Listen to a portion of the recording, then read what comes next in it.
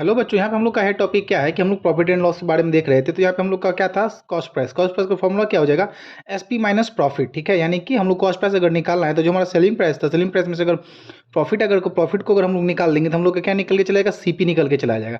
जैसे suppose date हम लोग सपोज करते हैं कि किसी भी आर्टिकल को हम लोगों ने बेचा, कितने बेचा, हम लोगों ने 200 रुपीज़ में बेचा। सपोज डेट इसका एस पी इजिकल्स टू मान लेते हैं हम लोग का 200 है, और प्रॉफिट जो हम लोग का मान लेते हैं अगर हम लोग को दिया हुआ है कि 70 रुपीज़ है। ठीक है, तो यहाँ पे हम लोग को सीपी निकालने का इन डेट केस हम लोग क्या करेंगे कि एसपी माइनस प्रॉफिट कर देंगे। एसपी कितने हम लोग का है, 200 है, प्रॉफिट कितने का है, 70 का, तो हम लोग को कितना आ जाएगा, ये 130, यानी कि सीपी हम लोग को क्या निकल के आ जाएगा, 130। ठीक इसी प्रकार से अगर हम लोग कहेगा कि सीपी निकालने के लिए अगर इन केस अगर हम लोग को प्रॉफिट सॉरी लॉस है, तो यहाँ पे हम लोग को प्रॉफिट था।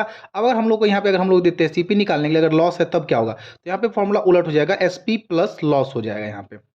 ठीक है, क्यों लॉस होगा, क्योंकि जो अमाउंट जो हम लोगों ने लॉस किया वो भी हम लोग को एसपी में ऐड करना पड़ेगा। जैसे अगर सपोज डेट अगर हम लोग यहाँ पे अगर किसी भी ऑब्जेक्ट को मतलब आर्टिकल को हम लोगों ने अगर खरीदा है, मगर अगर बेचा है 150 में, सपोज डेट 150 में हम लोगों ने बेचा है।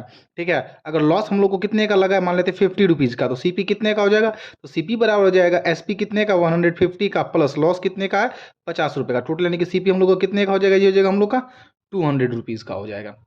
ठीक है, तो कुछ इस प्रकार से हम लोग का ये चलता रहता है। फिर आगे हम लोग देखते हैं जैसे कि हम लोग का कोई भी आर्टिकल को अगर सेल करते हैं तो वहाँ पे लॉस होता है या फिर प्रॉफिट होता है। तो अगर इनकेस अगर हम लोग को गेन होता है यानी कि प्रॉफिट जिसको हम लोग कह सकते हैं, गेन इज इक्वल्स टू, ये गेन बराबर क्या हो जाता है हम लोग का प्रॉफिट, हम लोग इसको मान सकते हैं।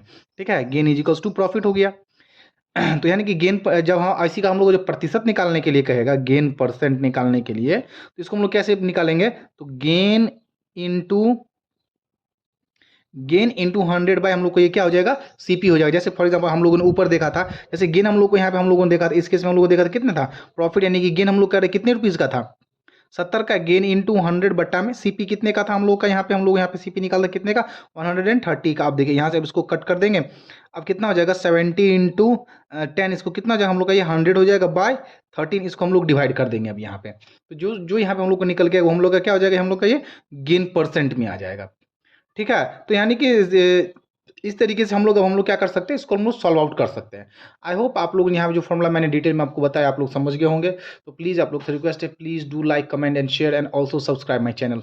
Thank you.